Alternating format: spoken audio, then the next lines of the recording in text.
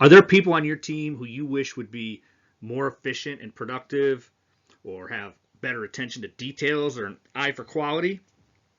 Are you spending too much of your valuable time dealing with employee challenges and issues? How'd you like to, on a more consistent basis, be able to attract, hire, and retain employees who are committed with a positive attitude and without a bunch of attendance problems, who stick around longer than it takes for you to get them fully trained? I'm Mark Johnston, and welcome to Unleash the Leader Within. During this course, I'm going to take you on a journey that all great and successful leaders take to develop the skills and knowledge required to tackle these issues, as well as identify and implement change with the support of their team, to have effective and meaningful coaching conversations that get the results that you desire, and ultimately gain more time to focus on those things that serve your customers and make you money. I'm so excited to be here and so glad that you're here with me. We're going to discuss a lot of things, and you're going to get some of the most amazing training for absolutely free today. I want to truly and sincerely thank you for being here and taking this time, taking your time, your valuable time, to spend it with me and invest it in your future. Before we get started, I want to make sure you've downloaded the workbook for this course so you can take those golden nuggets of information, or some people call them aha moments, and write those things down that you'd like to remember and refer back to and execute after the course. So if you haven't done that, why don't you hit stop, and above the screen or above the video there's a little button. Push that button and you can download the workbook. All right, so let's get started. It's important you're engaged and you take notes, because I'm going to give you a ton of information, including the steps to achieve your goals personally and professionally by being more impactful and successful at work, building a team around you with who they have similar goals, and they're committed and they're productive. I'm also going to give you the 3 success traits that I've identified that all great leaders possess. How's that sound to you? Wouldn't it be great to spend less time dealing with employee problems and things that don't move the needle in your business or serve your customers or make you money? Are you excited to get started? Let's go. So let me give you a little snapshot of my experience. I've been managing businesses and training leaders and consulting with companies for over 30 years. I've trained tens of thousands of leaders in corporate America across the country, from the East Coast to the West Coast. I began learning and teaching leadership as a teenager in the Boy Scouts. I achieved the highest rank that you could in the Boy Scouts, Eagle Scout, and from there I went on to the Marine Corps, where I served in communications as a field tactical air control radio operator. It's where you kind of like call in airstrikes and call in helicopters, and you're the communications point out in the field with the infantry unit. Sorry. And I also was an NCO school instructor, where I taught leadership skills. I've managed and I've ran multi-million-dollar retail stores. I've directed the operations of a manufacturing company with glass manufacturing. I've worked internally with CNC metal manufacturing company. I've worked on major training initiatives, including assessment of training needs, designing of the training solutions, facilitation of the actual materials in the course. I've provided ongoing coaching and follow-up, executive coaching, and then follow-up with management coaching and those types of things. Some of the companies that I've worked with, just a few, like BP, Disney, Pacific Sunwear, Southern California Edison. You can see them on the screen there. And there's been many companies, from small mom and pop shops to Fortune 100, 500 companies throughout the country. Some of the industries, I think I already said manufacturing and retail, nonprofits, utilities, construction and building, healthcare, all across the gamut. One of the great benefits of working with these great companies has been the opportunity to work some of the absolutely best and amazing leaders, both directly and indirectly within their business cultures. Because leadership the leaders the leaders foster the culture of how people behave and act. You want to see how an organization is running. You look at the leader. The organization is a reflection of the leader. And like I said, I've been very fortunate to work with some amazing leaders, and hundreds and if not thousands of leaders throughout my career. Well,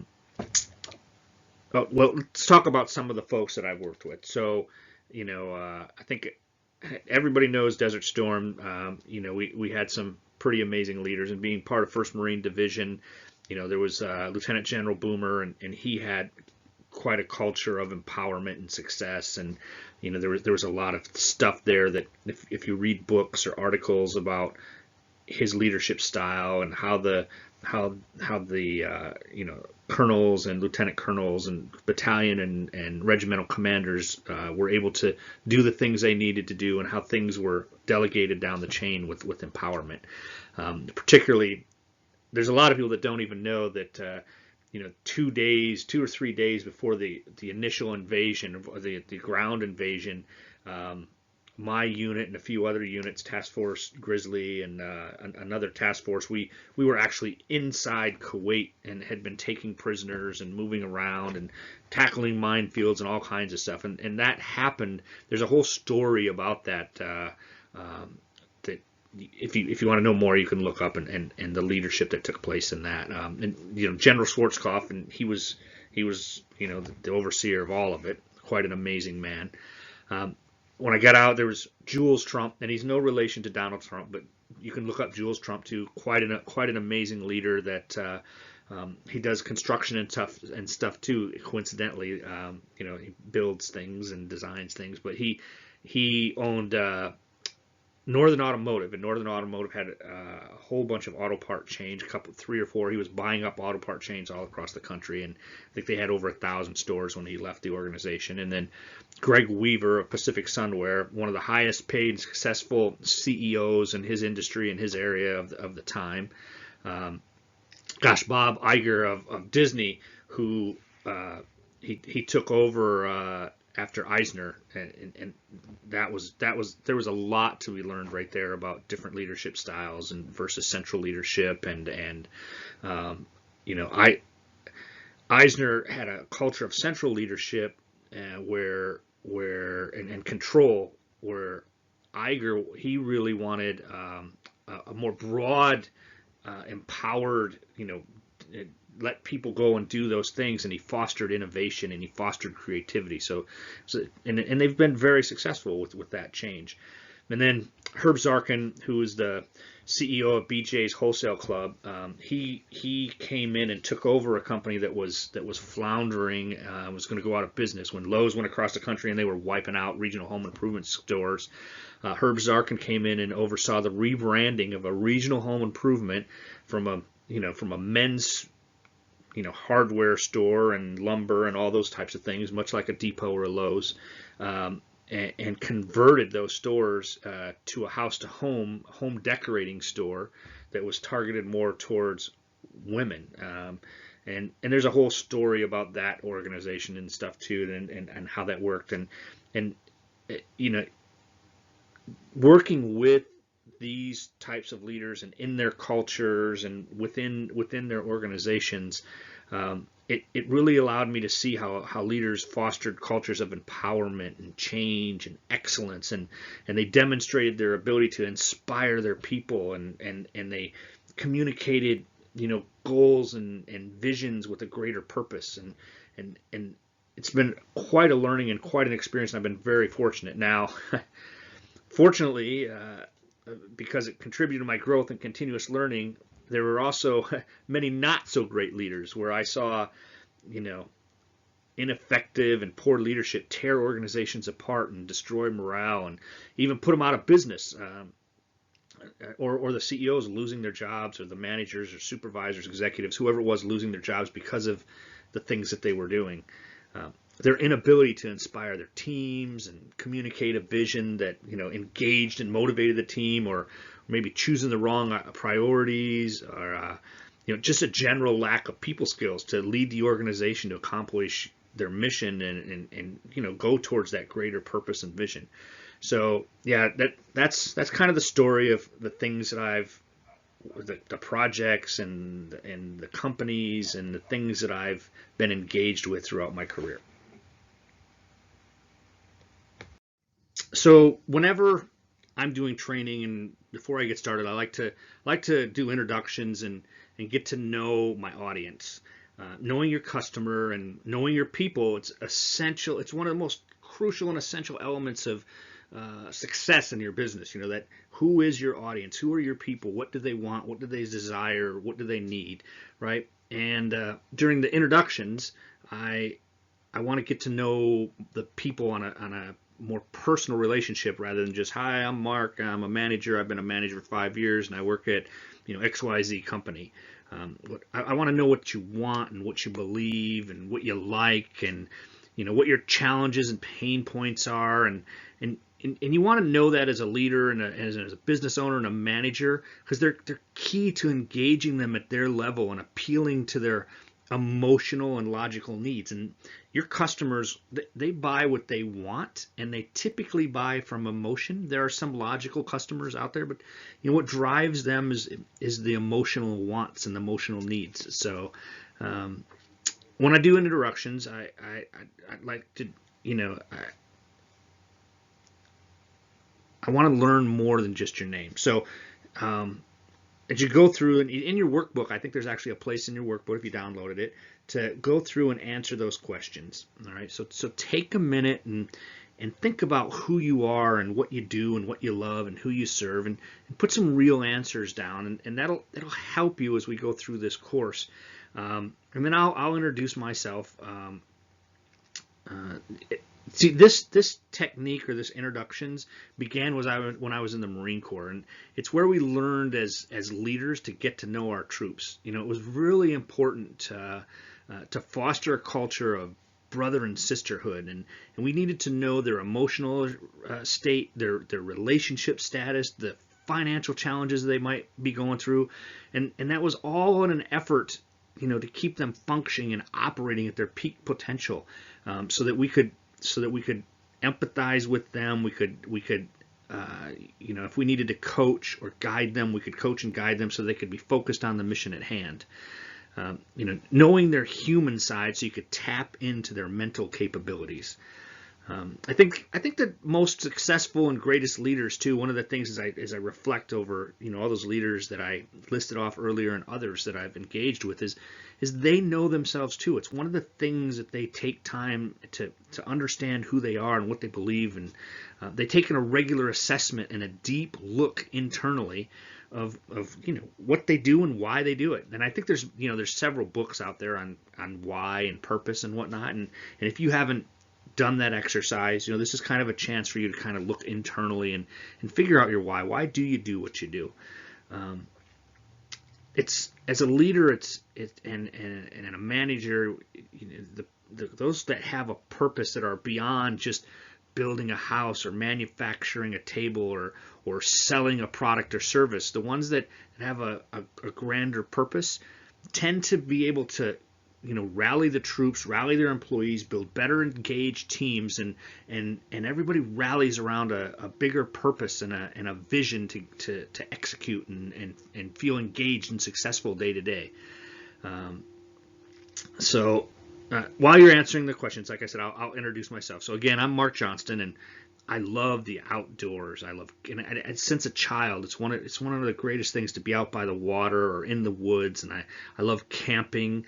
I thoroughly enjoy being around family and spending time with families, talking about the past and the future, and just spending quality time together.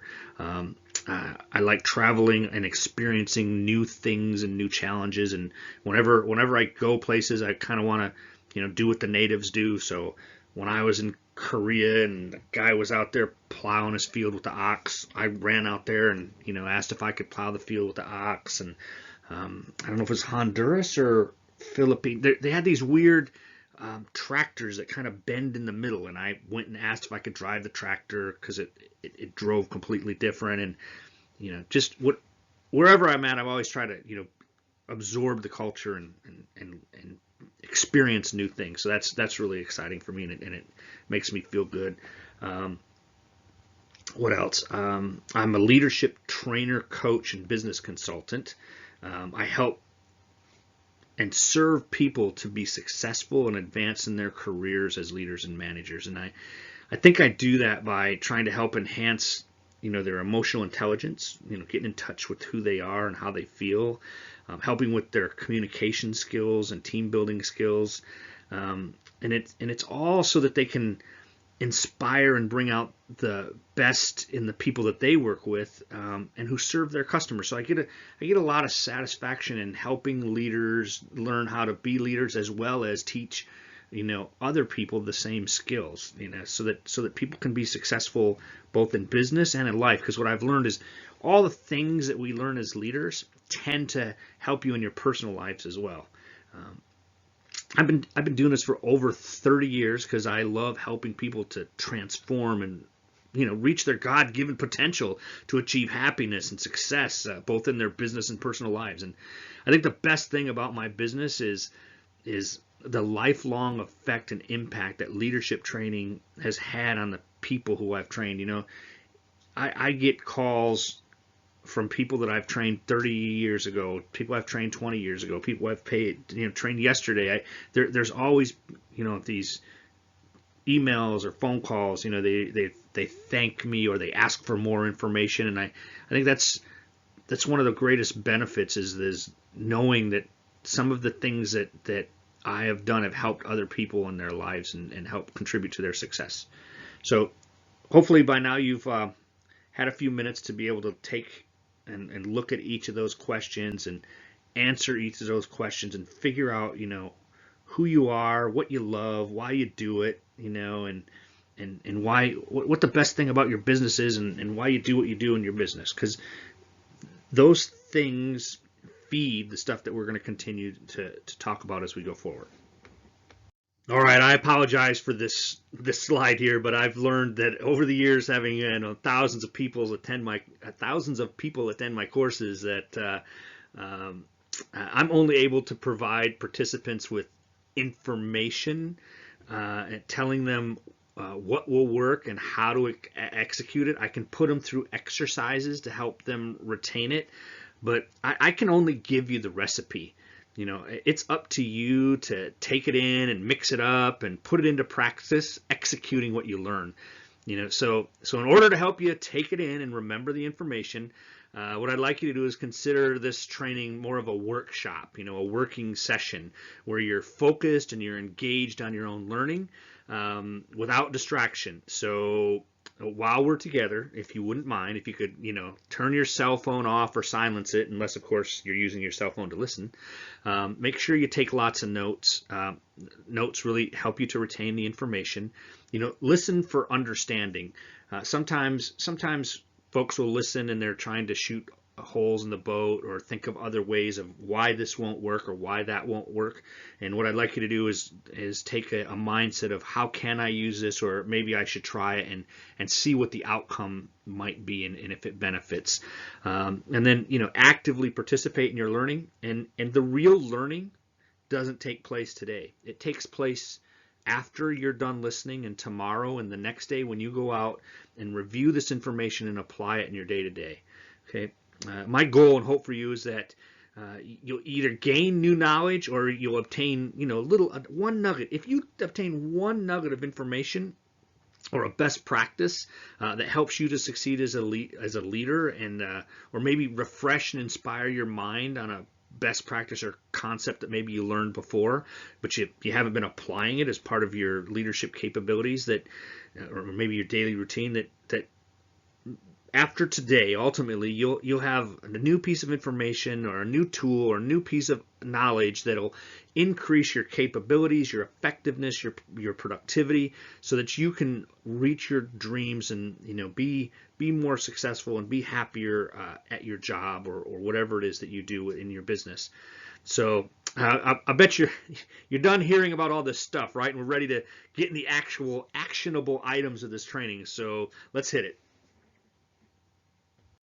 Let's take a look at the objectives of this course. If I do my job right during our time together today, together today, what you will gain is you'll gain the clarity on your current as is situation and where you want to be in the future. You'll discover the 5-step journey that everyone must take to become a great leader and the competencies and capabilities that they exhibit to achieve success. You'll explore your personal and your organization's vision, values, and mission and what it takes to live and achieve them. You'll identify the 3 core tenets that are required personally, or the beliefs that every great leader applies or demonstrates to achieve success. And you'll review the daily success habits of all great leaders. The goal of today's training is to give you the path to be more effective, to gain control of your time, to get your team to execute your vision, your goals, and to achieve the success in your business and your life that you desire. Wouldn't that be great to have those tools and to learn the leadership skills needed to be able to reach your goals and have people who work with us on the same page, in the same boat, rowing in the same direction without poking holes in the boat, and we're all working toward a greater purpose, helping us reach our vision for the future and our goals. Wouldn't that be awesome? Wouldn't you like to be able to spend more time getting and keeping customers, generating revenue, recruiting and retaining great help? Wouldn't that be great, instead of dealing with unproductive employees or doing the things that don't contribute to the success of your organization or make you money or move your needle? That you don't want to spend your valuable time dealing with unnecessary drama and conflict or poor quality or unproductive behaviors, right? Nobody wants to do that. I think we all want to achieve these things that we're going to talk about today, right?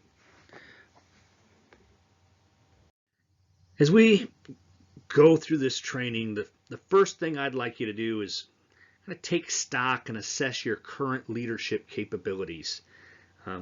Where you want to be, what you need to do to get there, and how you're going to get there.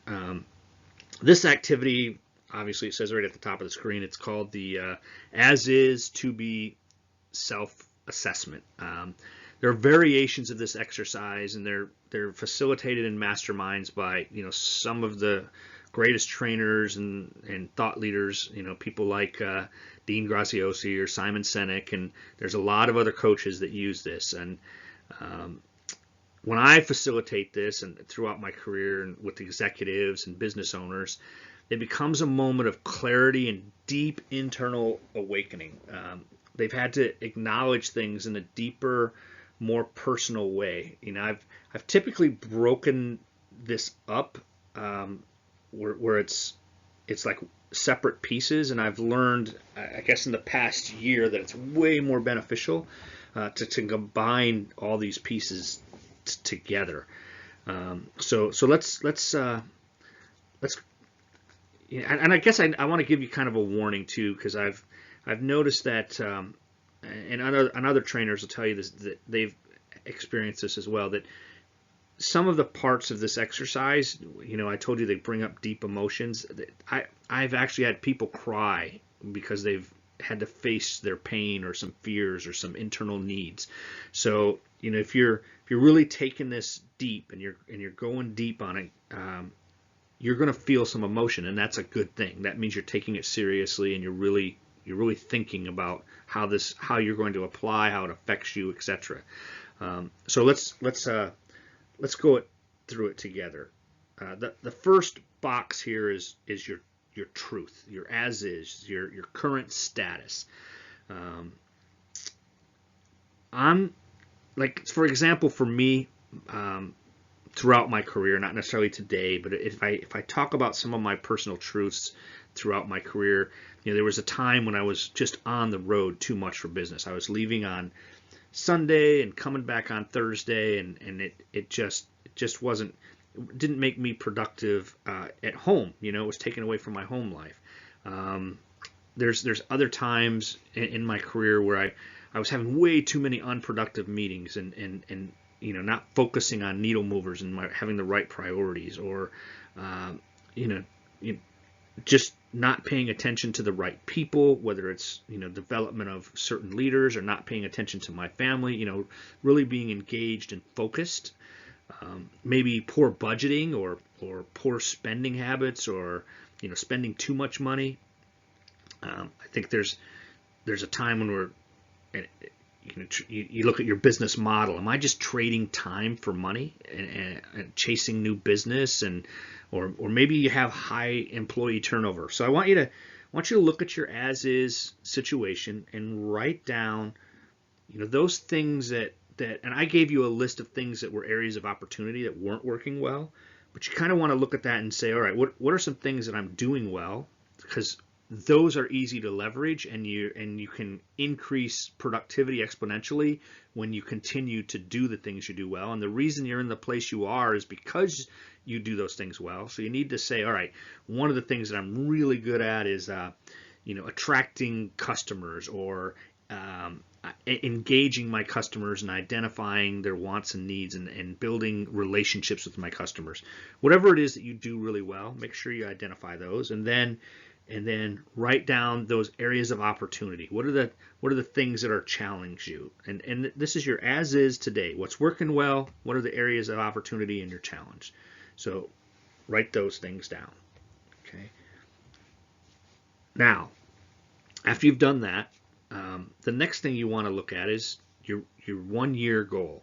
So based on where I'm at today, where do I want to be a year from now?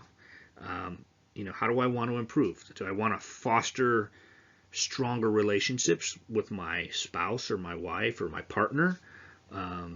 Do I want to stop, like I said earlier, trading time for money, and to be able to scale and grow a more stable business?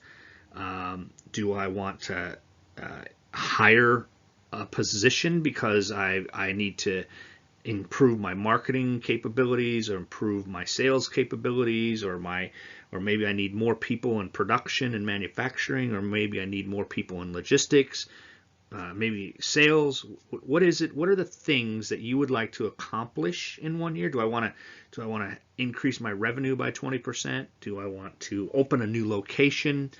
What are some of the things that you'd like to achieve, either as a leader in your business, or if you're the owner of the business? Where do you want to be 1 year from now? Okay. All right. Now that we know where we're at, where we want to be in a year, we need to look internally and say, why do this at all? Because that tends to be the driving force of why we accomplish or don't accomplish things. Is why are things important to you? Because if it's not important to you, you tend to be less engaged, not take things as serious, etc.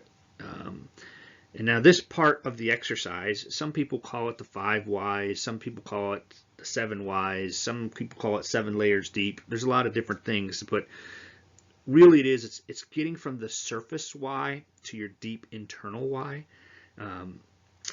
So if I look at this, and I think, why do I want to achieve some of those goals that I talked about earlier, right? So maybe it's because I want to have a better relationship with my family, and maybe I want to have the finances to enjoy and stabilize my life. So that's the first level and layer, and that's, a lot of people will say that, for my family, and to be financially secure. But so what? What does that do for you? That's great, and your family appreciates that. But what about you? And when I look at myself and I talk about those things, it brings up, I've had too many failed relationships, and I don't want to destroy any more relationships because of not prioritizing the right things at the right time and being 100% present, Or maybe I've had too many up and down income cycles. I need more stability or more certainty, right? So that's great. Okay, Mark, so you want better relationships, or you want, more stability financially. You don't want up and down. So I'm going to ask you again, why? Why do I want that? Well, because I've struggled, and I've had to be selfish most of my life, taking care of me. I haven't had anybody externally ever help me out, right? I've been on my own. My story's pretty crazy. There was a time I was abandoned as a toddler in the house, um, and then I left home at a young age at 16, and I had to figure my life out then. And then I ran off to California in the Marine Corps, and I was alone then. And I've got a couple broken marriages under my belt, and I'm because of that, it's caused me to be distant from my children. And I guess if I look, why is all this stuff important to me? Because I want more certainty and more security in my life. I don't want to have to to fight on my own for things. I want a tighter, more sincere, more certain, deeper relationship and stability in my life, so that I can feel happy and enjoy my life. So that's a much deeper why than, I want to serve people. Yeah, why do you want to serve people? What is it about serving people, and how does it? So I want you to take that time to answer the question. Try to answer it 7 times. Try to go as deep as you can. Why? Why is that important? And how does it affect you personally? And when you can realize that, it'll be a driving factor to say, man, in order to achieve, and why I want to achieve these 1-year goals is I'm going to be happier, or I'm going to be more content, or I'm not going to have fear of not having enough money, or fear that I'm going to damage another relationship, or fear, whatever those fears are. Okay, so the next box here is the capabilities required. We've assessed our as is. We know where we want to be. We know what drives us and why we want to do it and why it's important. So now you look at those 1-year goals and you say, all right, so one of my challenges is recruiting people, and I'm just not very good at it. So you have to look at that and say, do I need to learn how to be a better interviewer? Do I need to learn how to attract more employees? Do I need to hire a recruiter who can do it better than me? And there's a lot of great leaders out there that would tell you, if you don't have the capability, it'll take you a whole lot longer to learn the capability, hone the skill, practice the skill, than to invest into somebody else and let them do it for you. You'll get a much faster return on investment, and probably a better quality return on investment as well, because they've already made the mistakes, they've already fallen down and got up. And so when you look at your personal capabilities to achieve your 1-year goal, you have to decide, is this something that I need to do, or do I need to get somebody else to do it, or do I have somebody in my team that I can get trained up to do it? And what's my return on investment, and how long is it going to take? And make those types of assessments of, what's, in order to execute those capabilities, what would be the best way to do that? And that's typically when I do strategic planning with organizations, where I see them, really struggle. They have all these goals, but then they don't want to increase the employee count, or they don't want to add to payroll, or they don't want to invest into what it's going to take to execute those goals. Or I've even seen them say, all right, we've got all these goals. They all agree to them, they roll them out, but they don't include it as part of the budgeting process. So they have, okay, we're going to increase our marketing expenses. We'll put 6% more in it, or we're going to cut it down by 3% and try to save some money. But they didn't look at their budget based on what their goals were for marketing and say, man, in order to achieve these marketing goals, we need to invest X dollars into it. Or, well, we just don't have the finances to do that, or whatever the situation is. So this is a great exercise for you. You probably want to, do this, a couple times a year. Sit down. Where am I at? Where do I want to go? Why am I doing this? And what capabilities do I need to get there? So was that last exercise helpful to you? Do you have a better gut feeling of where you are, where you want to be, um, what you need to do, or how you want to get there, and what drives you and why you do what you do? Does having that bit of clarity help give you an internal drive and a focus on the things you want to accomplish? I hope so, because I hope it'll help feed you as we go through this training and help you focus on what you want to do.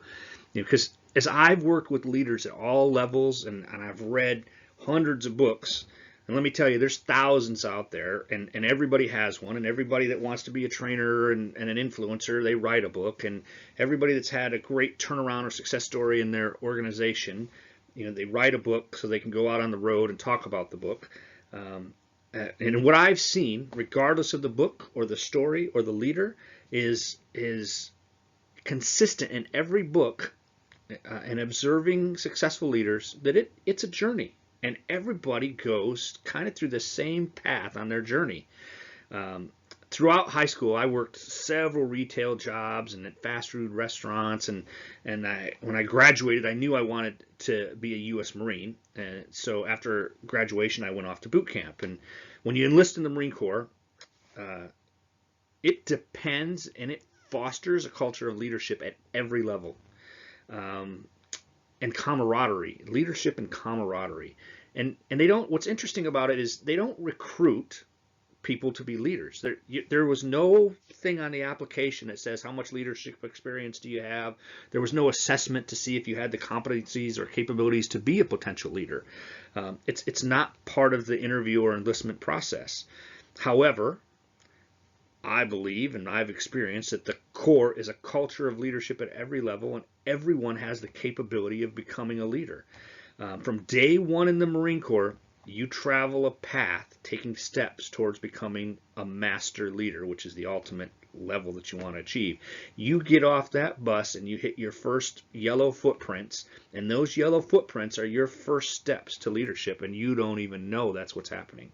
And the path to becoming a master leader in the Marine Corps, certain ranks you would look at and you'd say, there's sergeant majors and master sergeants and the colonels and the generals. Those would be considered master leaders. They've traveled that entire path. And take a look here.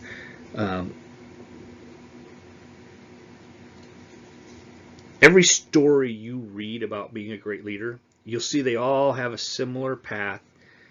And they take those steps throughout their lives to learn, to adapt, to change, and to mature into master leaders. And as you look into your organization, at other leaders, other people that you've worked with, the path is going to be the same. Many people are hired in at an entry-level job or with a set of technical skills, and then they're put into positions to demonstrate their skills and abilities. And then based on their ability to do those skills and execute certain tasks, their leadership capabilities are observed, and they get promoted typically because of what they were doing to accomplish jobs and tasks and be productive and do quality, and then they get moved into leadership positions. What's interesting about that, in the Marine Corps, we train people and prepare them. We started learning leadership traits and principles in boot camp. But a lot of organizations, they focus on training you those technical skills and knowledge, those job functional skills and knowledge, and then they like that you do it so well, and then they promote you in a leader without any of that leadership training. And unfortunately, a lot of folks, they flounder in those positions if they don't have great mentors and people to coach and guide them, or they not put into classes for leadership. But that's kind of the process. You go in, you learn something, and then you get promoted, and then you start utilizing or being expected to utilize leadership capabilities and competencies and skills. And it's kind of like a hope and a prayer that they'll live up to and apply those leadership traits and principles required of their new position. So let's take a look and see how each of these things, flush out, and what are the competencies and behaviors exhibited through each step. So are you ready to see what each step requires and how to implement them? All right, let's go on to the next one. We begin the journey. The first step of leadership is children. And we continue to place ourselves or get placed into higher levels of leadership as we grow. It's important to know that leadership emerges whenever two or more people come together. So as a child, one child leads the other on what they're going to do or what game they're going to play, right? And then another child might step up to put policies or procedures into place to help set the rules as they're playing the game. And even then, yet another child might be the inspirational coach or the peacekeeper that comes in and negotiates conflict when things don't quite go right and they're arguing over toys or arguing over the rules, right? So, leadership emerges from as soon as we're able to interact with other children. Now, in the Marine Corps and in companies that foster a culture of leadership, everyone is taught leadership and developed or encouraged to be a leader when they demonstrate leadership competencies and capabilities. They're encouraged, they're coached, and it's followed up on. And then they're given opportunities to lead activities, to lead projects. They're assigned programs. They're given missions that they have to accomplish. And every time you're placed in one of those positions, it's an opportunity to demonstrate and apply your leadership capabilities. And so many times I hear people say, well, I'm not gonna lead this, or I'm not gonna do this until they promote me. And that is the absolute backwards way of looking at it. I would never put you in the seat of a car to drive the car until I can see that you have the capability of driving the car. The car is a big piece of equipment that can hurt and damage people and destroy things, and I'm not going to, okay, I think you can drive the car, put you on the road and let you drive it. Well, leadership is much the same. You're responsible for the health, well-being, productivity, financial capability of other people and the organization. So I want to see you demonstrating and having some of the capabilities and competencies of a leader before I promote you into that position. And one of the ways that I get to see that is by you volunteering for activities and special projects and all of those types of things where you can start, practicing some of those leadership skills. Because, let me go back to that Marine Corps analogy. As a Marine, leadership begins in boot camp, and then we're assigned to be a squad leader, or some people get that ultimate position of guide, the platoon guide. And that happens for one of two reasons. Either the person that's in the position now is not doing a very good job, and so they find another person to replace them and give them an opportunity, or somebody else is demonstrating leadership skills throughout that time that are superior or better than the person that's in the position, so they'll switch them out. Now in boot camp, it's a lot more dramatic and a lot crazier than that, but that's what's happening. The people who are assigned these positions, they continuously change over and over as they succeed as a leader or fall short of the expectations of the position. These leaders are leading teams, and you learn quickly there's no bad teams, only ineffective leaders.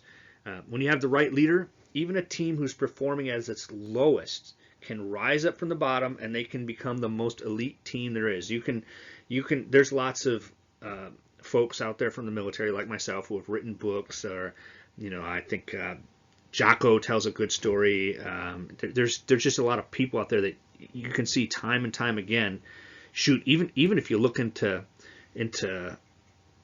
sports, they're always changing over the coaches. They're changing out key leadership players that have key leadership roles, because if let's say you've got a star player who's a leader, and they start getting a bad attitude, that leadership capability can have a negative effect. It can become a virus. So instead of the leader helping drive the team to success, the leader can actually prevent the team from getting success using the same competencies and capabilities of being a great leader to have a negative virus-like impact on the organization. So they'll swap them out.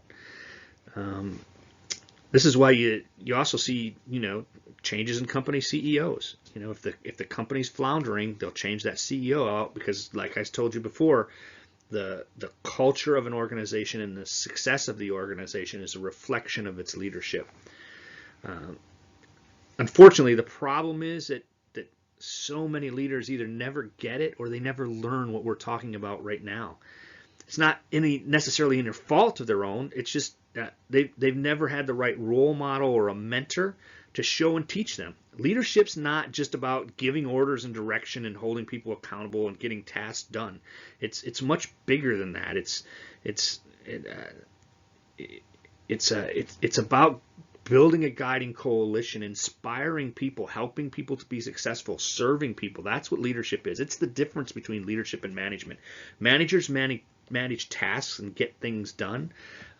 Leaders provide inspiration and purpose and vision, and they build a team of people that have a bigger purpose and a bigger vision.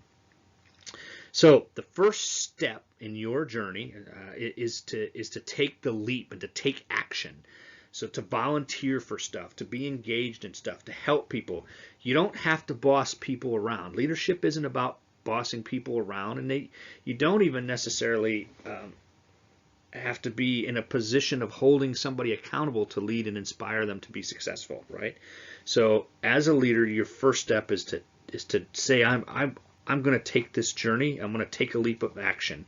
So have you taken the leap of action yet? If you're listening to this, are you ready to transform your life and take the next step in your leadership journey?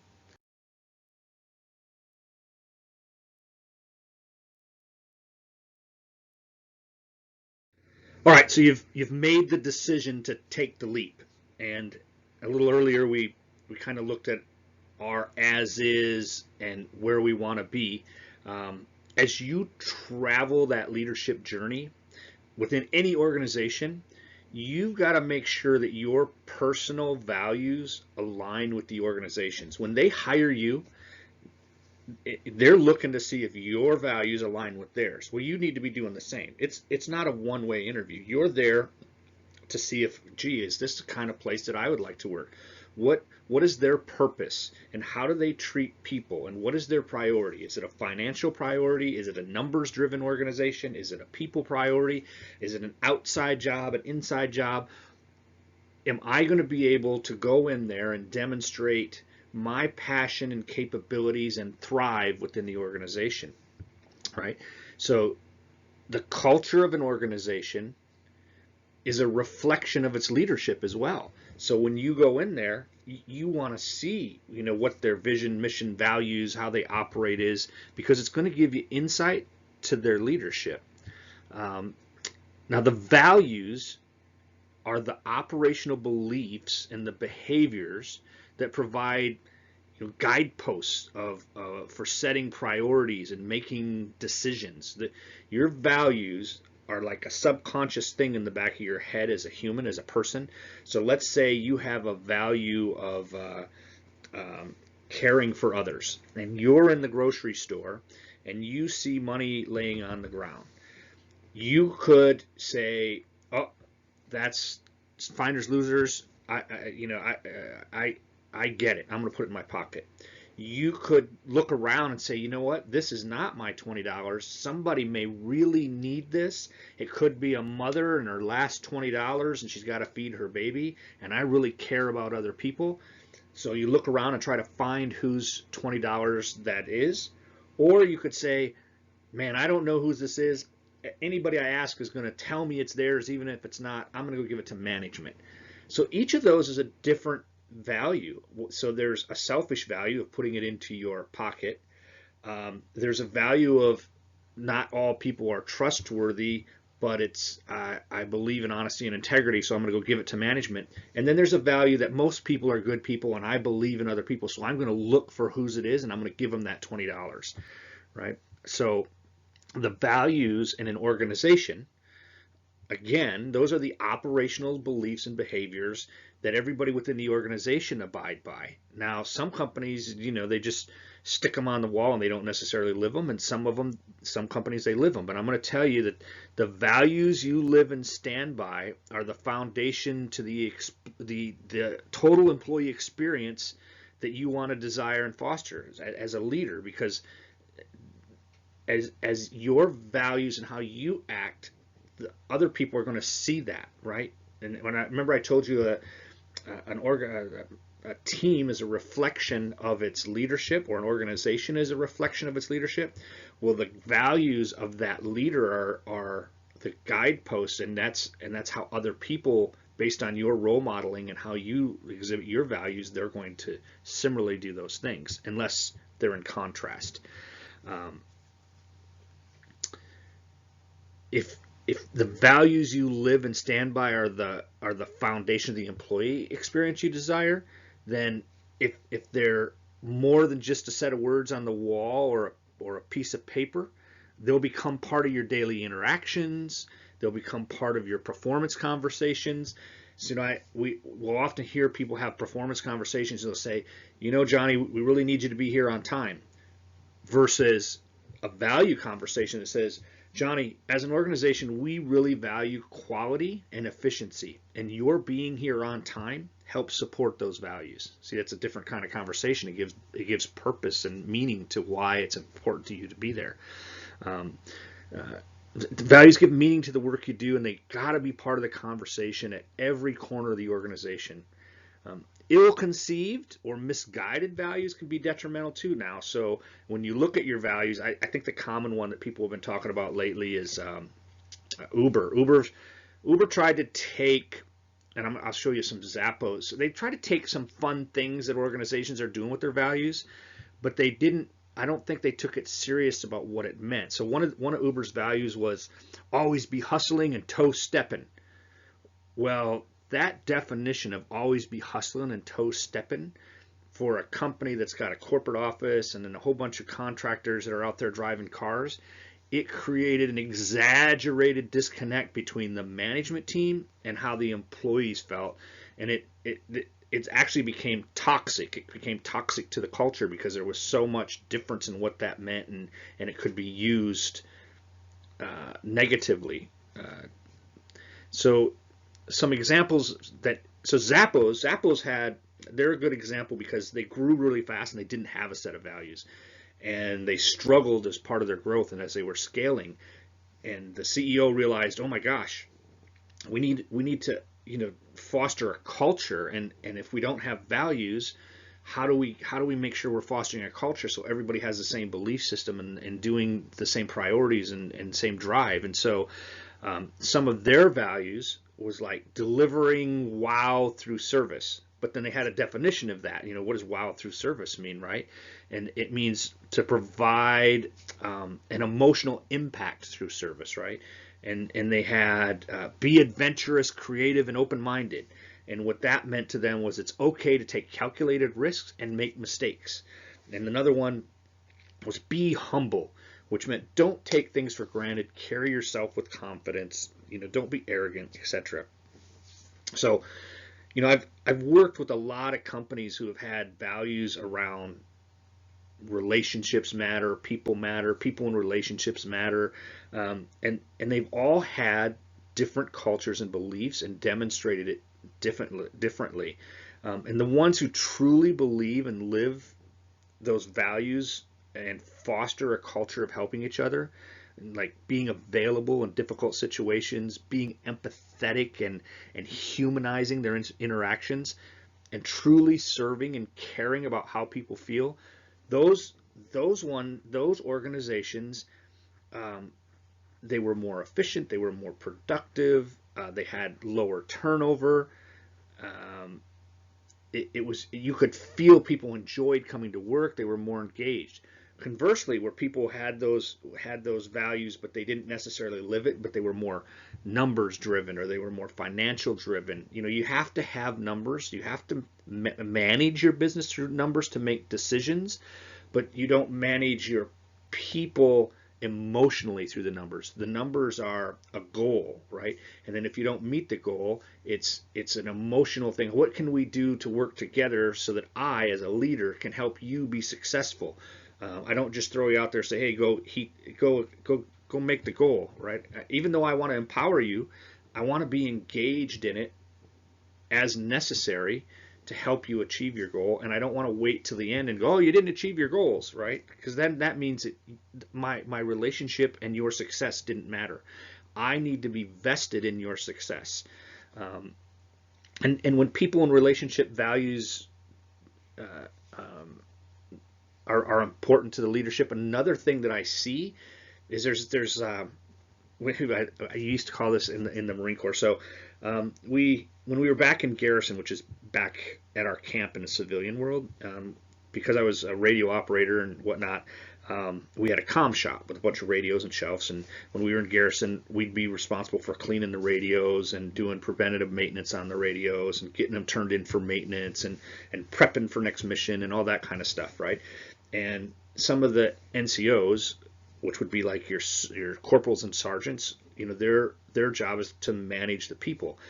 And we'd do inventories and things like that. And I learned these styles of management. So one of them, like we call clipboard management. And clipboard management meant a person walked around and they were, checking things off, and they had a checklist, right? And that's how they went in. And I had a district manager that I worked with one time, and he had clipboard management. So he'd walk into a store, and as soon as he hit the store, everybody in the store was like, oh, the life just was sucked out of them, because they knew basically what he was doing was coming in and doing an audit. He had his clipboard, he had his list of things that he was going to check off, and when he left, it would be a list of to-dos and then a conversation of what didn't get done, right? What didn't make the mark on his clipboard. Another funny story is clipboard management is also another way of not really managing anything. We had NCOs that would write letters home. They had their clipboard, and they looked like they were doing something, but really they were just writing letters home, right?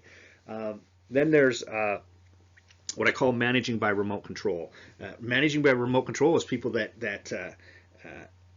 they don't go out and interact with anybody. They send a text message or they send an email or make a phone call, and they really don't know what's going on. So like a service provider and the manager or owner never shows up on the job site, right? That's management by remote control. Now it works well if you have great leaders and you can bring your leaders in and have a staff meeting and their experience and they've been around a while. But you still need to go out and make that presence. I've worked with an organization where one of the CEOs was always out visiting the stores, visiting his people, and it fostered that culture of, wow, he thinks I'm important because he comes out and he talks to me and he asks my opinion and those things. And then that third style of management was the management by walking around, and that's where you're out there going around and talking to them. So that's why it's important to make sure that you understand the values of the organization, and then the mission is, what do they do? What experience do you create and provide to your customers on a day-to-day basis? It's your everyday operations and how it functions, and then the vision is where do you want to be in the future? Who do you aspire to be, and how are you going to exceed customers' expectations? How are you going to get from where you are today to be something better and to have purpose? What's your why in the future as an organization? So that's the values, the mission, and the vision. All right, so let's put all these pieces together and show you how the vision, mission, and values all work together, and how they contribute to the success of your organization and frame the organization's culture and how people work together. So whether you're preparing for a sporting event, a vacation, or the future of your business, you got to have a plan, or what I'm calling a roadmap. The roadmap, that's your driving path, okay? That's your driving path. It's what guides you where you go on your daily mission. So your mission is what you do each day, right? And then your vision is where you want to be at the end. So the analogy or an example that I want to use with this is, if you've heard of anybody heard of the Alaskan Iditarod. It's a sled dog race. It's over 900 miles long, and it takes anywhere from 1 to 2 weeks to complete the race, depending on how bad the weather is and lots of different variables. Okay, and the thing about the sled dog race is every team has the same goal or the same vision, and they abide by the same set of rules. So their vision of the future, what they spend all year planning, preparing, training for, is to win the race, right? So their vision is to win. That's their vision. Okay. And they have a set of goals. Well, actually, let me back up. So their mission is to work together as man and dog, right? To work together as a team each and every day. That's their mission. To work together as man and dog and to travel down the path and reach certain goals each day. Okay? And they have a set of goals that they've prepared for and they've trained for to accomplish throughout their journey. And they take action moving from one objective to the next on the sled path to achieve those daily goals, right? And in those goals, they have objectives. So let's say the daily goal is to go 20 miles to checkpoint 1.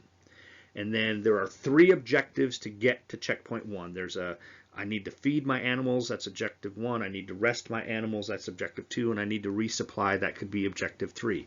So those are the things that I'm doing throughout the day as I'm on my way to reach goal 1. And these are all part of the bigger strategy, right? There's a strategy that I prepared all year long with my team. We designed a strategy of how we're going to get from our mission or execute our mission day to day and achieve our vision at the end. Okay, so we're following this driving path or our map with daily goals, multiple objectives, and then while we're racing to get to each of those objectives, I'm executing action items. I'm mushing, I'm changing direction, I'm adjusting tightness, I'm doing all kinds of things that are action items that I need to do to achieve those objectives, to accomplish the goal as part of my strategy to get my team working together and accomplish the vision of winning the race. Okay, so that's my driving path. That's from mission to vision. That's my driving path. Now, I told you that every team consists of a dogs, a sled, a supplies, and a musher, and every team is very similar in that way. But like every company out there, there are similar products and they play by a similar set of rules. But what sets each team apart and gives them the advantage to win are the core internal beliefs and values of the leader. And that's what creates the culture of the organization. And it provides the moral compass, the guiding path. That's the guiding path of how he fosters or she fosters and maintains the relationships within its team. His or her values drive his choices and his behaviors throughout the training, preparation, and along the path each day. So, the values drive if we choose, how hard we're going to work, what are the capabilities of my team, when we're going to take risks, when we're going to stop, when we're going to eat. With the goal of operating together as a team in harmony. So my driving path is what I'm going to do and how I'm going to get there. My guiding path is the culture and the values that I as a leader exhibit and that how I work together with my team. And it makes the choice, it drives my choices and my behaviors and the practices that I will use to execute my action items, to achieve my objectives, to make the goals and execute the strategy so that I accomplish the vision at the end of the day. So can you see how having a clear set of values and a vision for the future and a mission that defines how you do business every day. It can foster a team and a culture of exceptionalism and productivity, driving toward a greater purpose, greater than the individual or the organization. These things, these are the foundation of your culture. It's a reflection of your leadership. Okay, a lot of leaders don't ever take the time to do this, and organizations don't take the time to do this, and it's why they lose focus. It's why they struggle with their culture and why they don't have a stable culture. All right, once you've taken the first step and accepted your role, all right, so we've taken that jump, that first step to leadership. We've identified what it takes to manage ourselves, and we're working on self management. And then now what we want to do is provide values to others. The foundation of your leadership style, we've talked about it, comes from how you manage yourself and what value you provide your customers, employees, and your organization. The position of leadership is earned, it's not given. So you have to give value to others to earn that. People follow others who are credible, who are competent, who are capable, and they're inspiring. It just doesn't come and say, okay, because you're a leader, I'm going to follow you, right? You have to have that credibility, that competency, demonstrate those capabilities, and be inspiring to get people to rally around the things that you want to accomplish and execute. Your personal value comes from the values you strive to live by and that drive your choices. Your personal values such as honor and courage, commitment, loyalty, being courteous and kind, service to others, and having a sense of spirituality. Those are the things that drive you as a person that other people watch and see in you, right? As you manage yourself and you live your values, you must be consistently demonstrating that you're management material and that you have the capabilities to fulfill a management role. This includes not getting involved in office gossip, not being negative and shooting holes in the boat whenever there's an idea or a suggestion or change. You need to be flexible. Being inflexible is not a good demonstration of providing value. Resisting change or creating a toxic work environment. Those are not things that provide value to the people who need to follow you or the leaders above you or around you or your peers, right? You have to provide value that you can do all these things. Managing your personal brand, so you have the brand of the organization. You have a personal brand that demonstrates who you are. Your Facebook account is your personal brand. It's what people think and believe about you. How you role model, behave, and act at work is your personal brand. So managing your personal brand includes maintaining your bearing and your tact at work, maintaining your social media presence, controlling your emotional outbursts, remaining positive and inspiring, inspire others to be the best they can be. Great leaders maintain a high level of professionalism. They're courteous and they demonstrate respect for others, right? It's not something that they have to struggle or that they have to think about. It's natural. It's what they do.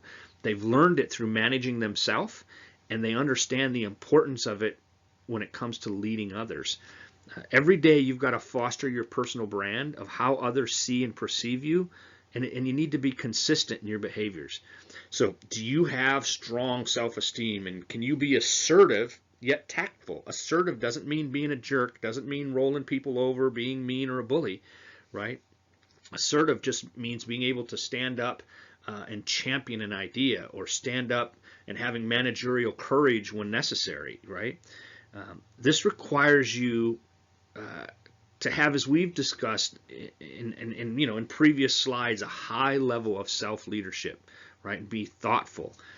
So leaders who provide value, they do these things regardless of their title, their position, or responsibility. That just happens. It emerges whenever they get around other people, like I told you before, whenever two people come together.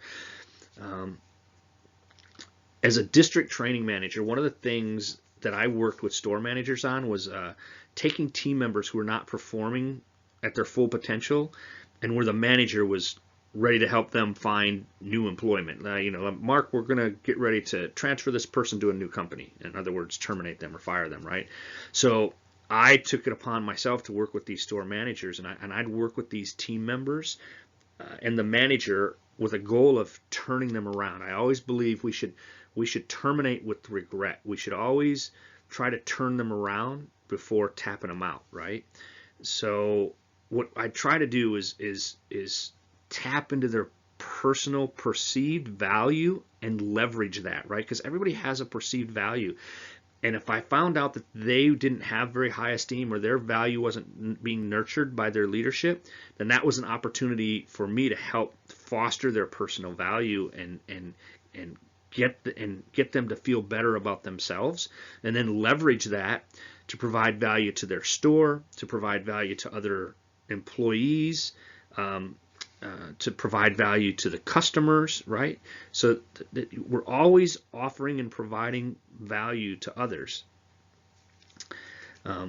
What I'd have to do is find out what they did well, and then give them their opportunity to train to turn their behaviors around. Say, okay, so he's really good at customer service, so I'm going to put him in a position to leverage what they do well and make them feel valued and important, by putting them in a position where they could teach others to do customer service or do more with their customer service capability, those types of things.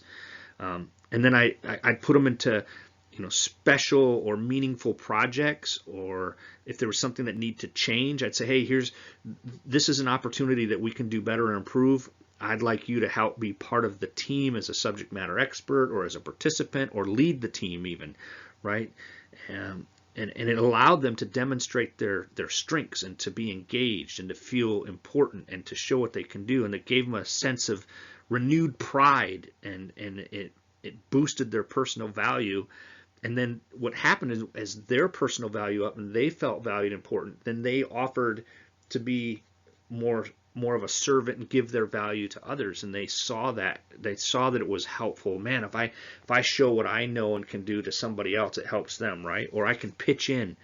And as a leader, your job is to allow and help others to succeed by serving them, which, when you serve them and help them feel valued and important and help them to become successful, it in turn provides value to them, encourage them to do the same, to provide values to others. So you need to manage yourself on your journey to leadership, and then you've got to provide value to others to even be seen as a potential leader. And it's one of those things that frustrates me, as I hear so many people say, until I'm a leader, I'm not changing what I'm doing, and they become a virus, or they become negative, or they're shooting holes in the boat, or they don't pitch in, they're not helpful. That is the exact sure way to make sure you never get promoted. Once you've taken the steps of self-management and providing value to others, so that step 1 of self-management, or step 2 rather, and then step 3, providing value to others, then you start to begin and to appear and emerge as a leader, and you'll be recognized for your leadership traits of self-resilience, drive for results, supporting change, your professionalism, and your work ethic. Others will see you as credible, capable, competent, and inspiring, and therefore willing to follow your lead. And you don't even necessarily have to have a management title at this point. It's just because of that self-management and giving value. Okay, you're being credible, competent, capable, and inspiring. Okay, so as an emerging leader, you're now going to begin using your communication skills and provide positive influence as a role model to inspire and persuade others to work with you and to accomplish assignments. And that's part of that definition of a leader. What's the definition of a leader? They inspire others to do things that they maybe wouldn't have done on their own, or they inspire others and help them to be successful in accomplishing tasks in a positive manner. Other managers are going to look to you, and they're going to give you guidance, and they're going to give you coaching, and they're going to expect you to give guidance and coaching to your peers and team members as an emerging leaders. So you may lead on work methods or processes or tactics to accomplish goals in a timely manner, and they're going to look at you to give that feedback to others, right?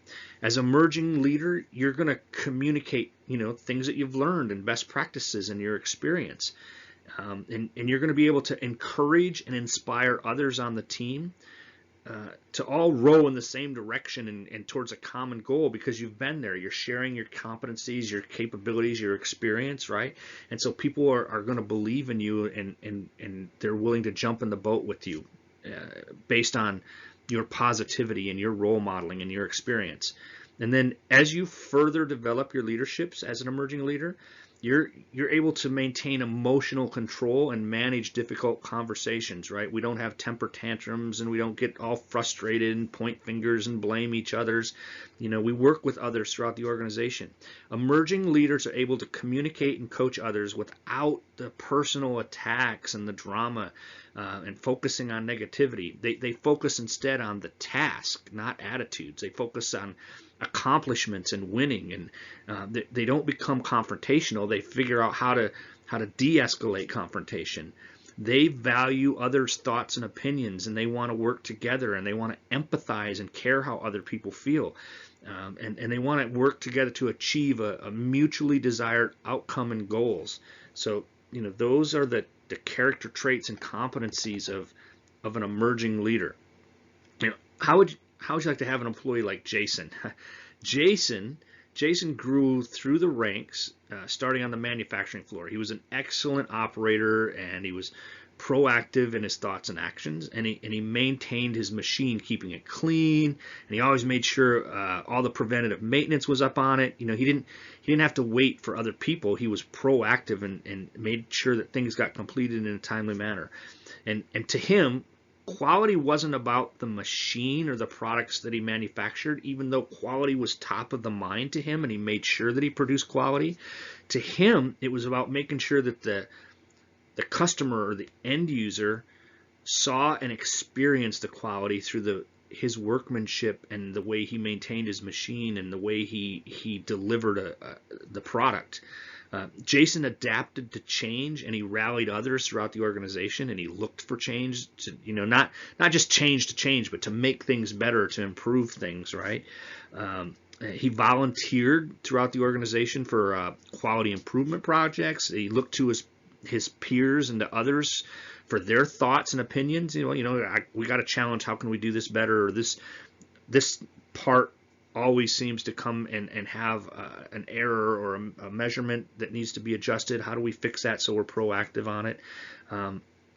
And he was always building that personal brand and credibility with his actions and his positive attitude, as well as supporting others. So when Jason had ideas or suggestions and he needed to ask others to do things or complete things, they were not only happy to do it, but they wanted to do it for Jason, because Jason was a team player and he had good ideas and he was engaged, and people rallied around Jason, and that's how he started to become that emerging leader.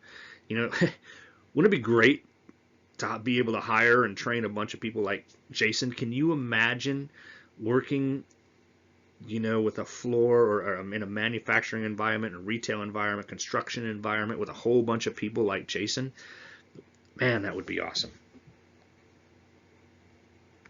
All right, I appreciate you sticking with me. We've just got a couple more steps here. So we're at step 4, and step 4 is that developed leader. At this point in your journey, you're able and you're consistent at championing and effectively leading change, right? You're a change advocate. You're a change champion. Your team is a high-performing team who they live your values. You all have similar values. You're fostering a culture.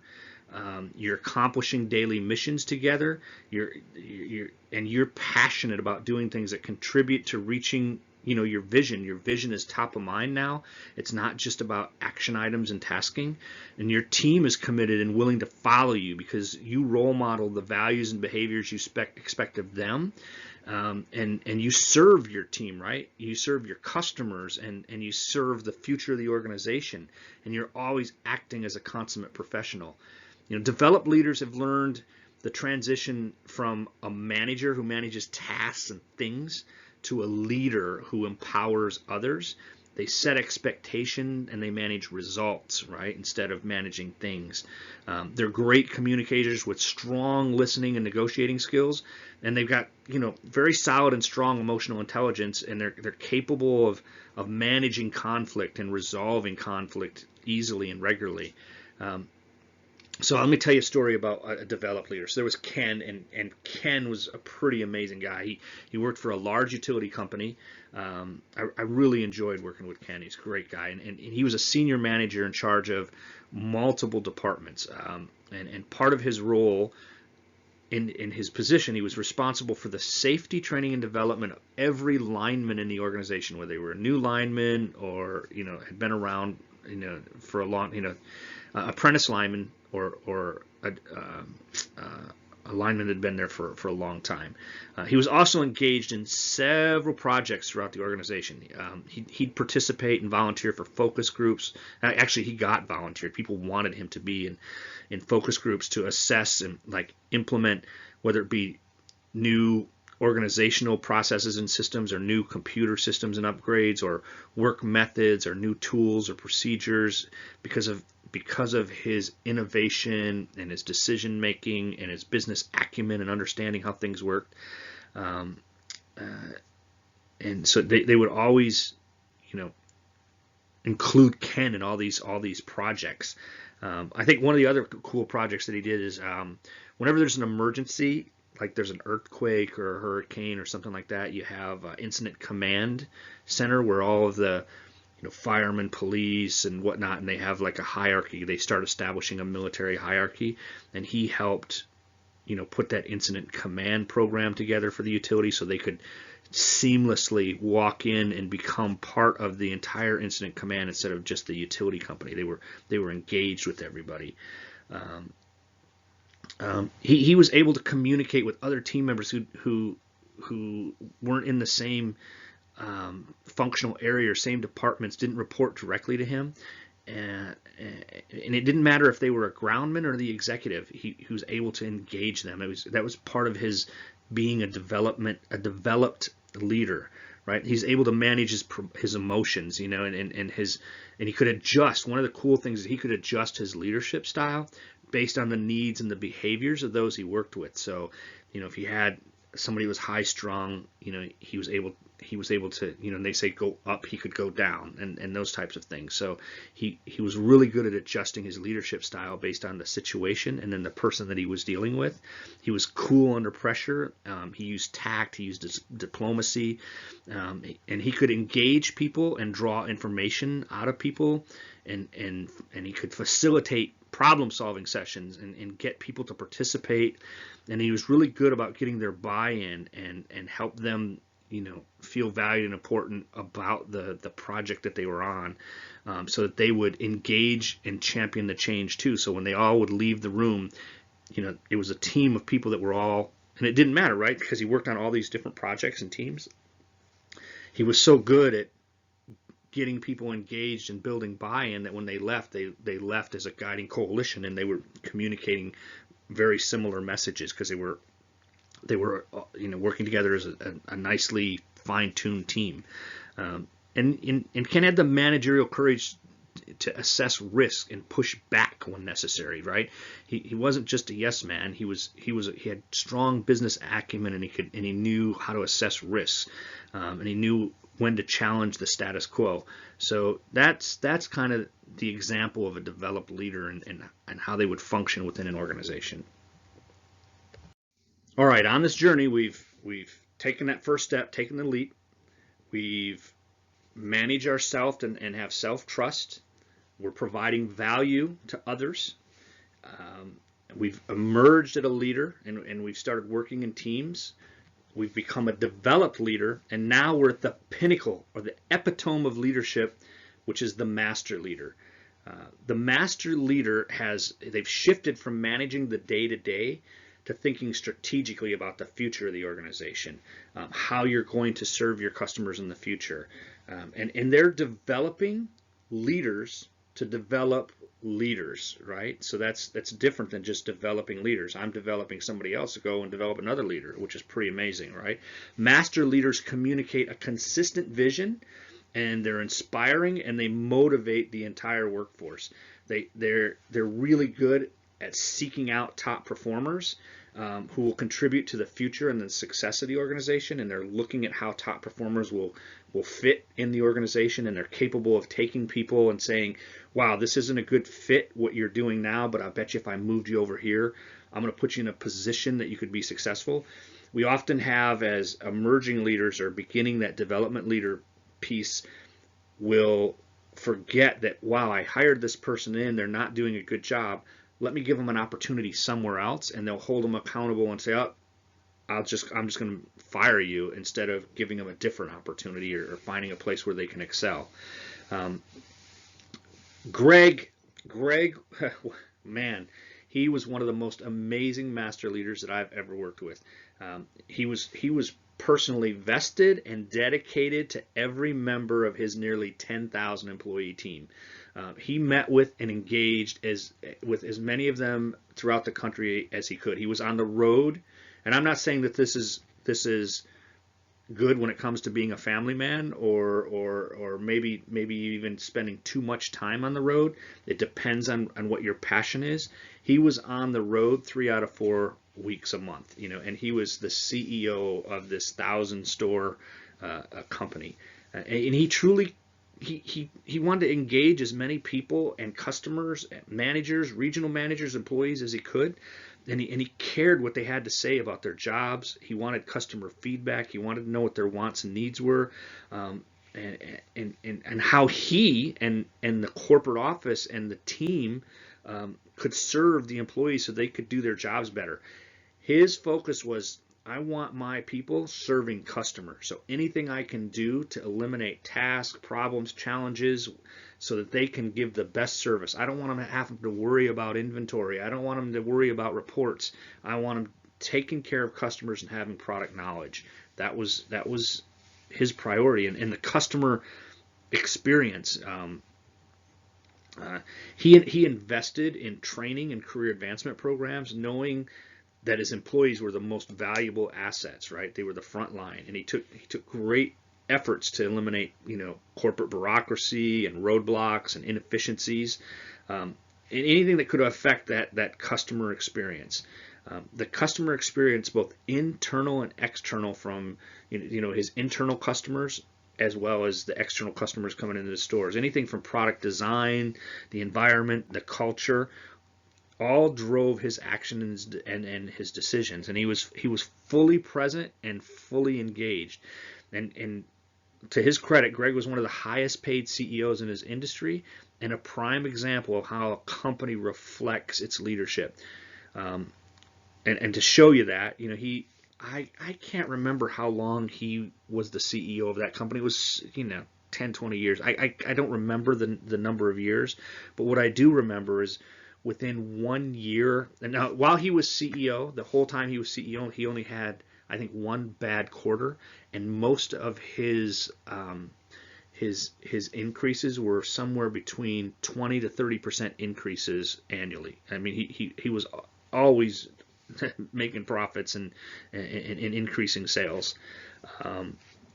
But within 1 year of his departing this billion-dollar company, it was a billion-dollar company, the new CEO, who came from one of his competitors, was unable to understand the customer demands and how he managed the organization and the culture of the organization, and to manage the inventory to meet the demands. And because of that, the sales and the stock just tanked. I mean, he took the company, with an average growth of 30% a year, to an immediate decline the first year, to double-digit losses, and he was gone and out of that company within 2 years. And I can't say it was any fault of his, because he was a number 2 guy in charge of a very similar company. It was the culture and the dynamics and the way that Greg ran his company. It couldn't be duplicated. You needed to go in there and learn. One of the examples is he would have his conference calls with his regional managers and district managers, and typically you think of a conference call as kind of a reporting of what's working and not what's working. That's not what he did. The He would bring in the boardroom. It wasn't about I need my executive VPs in the boardroom. It was I want the person that can flip the switch and make whatever problem that district manager or store manager or regional manager have go away or fix it right now, like immediate, in this great big huge company. So if somebody called on the call and he said, hey, we got this new product line, it's the XYZ product, how's it doing? And he heard that, let's say it was selling gangbusters on the East Coast, but it wasn't on the West Coast. He didn't wait around. He didn't start discounting it.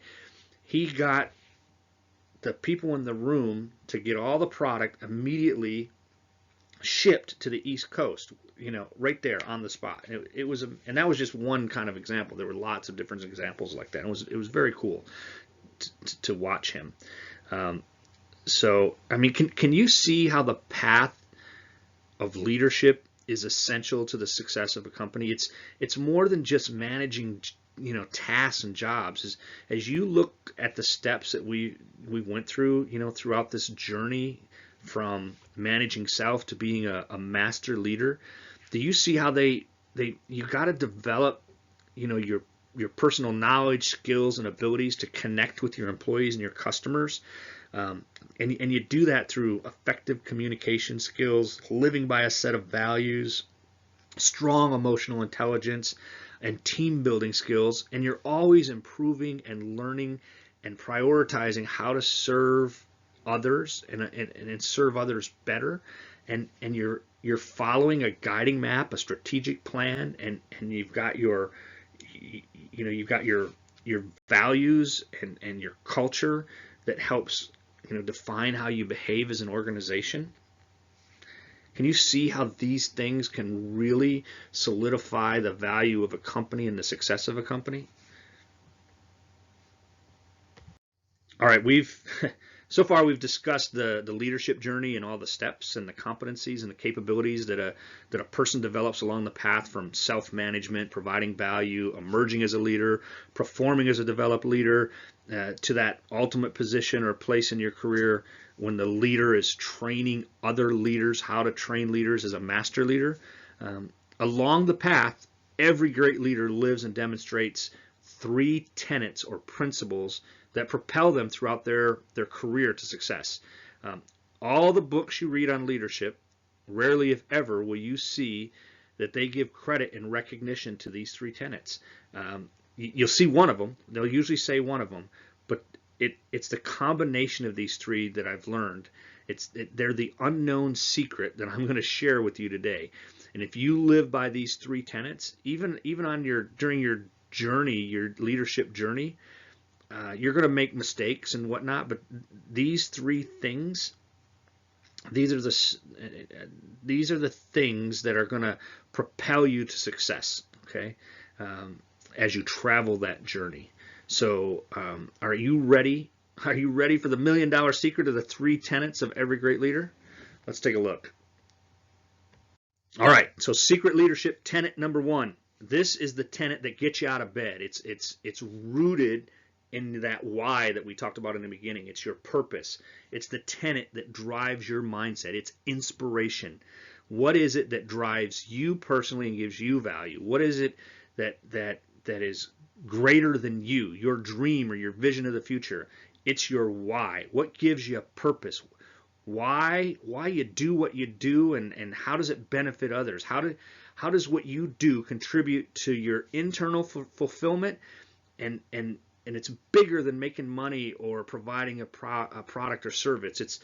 Is it providing electricity to homes so people can be warm and cook and have lights? Or is it curing a disease so people can live longer, healthier lives? Or is it providing a product or service that enables others to make a better life for their family? Or maybe it's giving back to your community by donating to schools or Make-A-Wish foundations or nonprofits or children's hospitals, or is Is it ensuring you're providing employment and quality benefits to your employees and your community so they can live secure, stable lives, providing for their family? What is your inspiration? What's your desire, dream, passion, your purpose, right?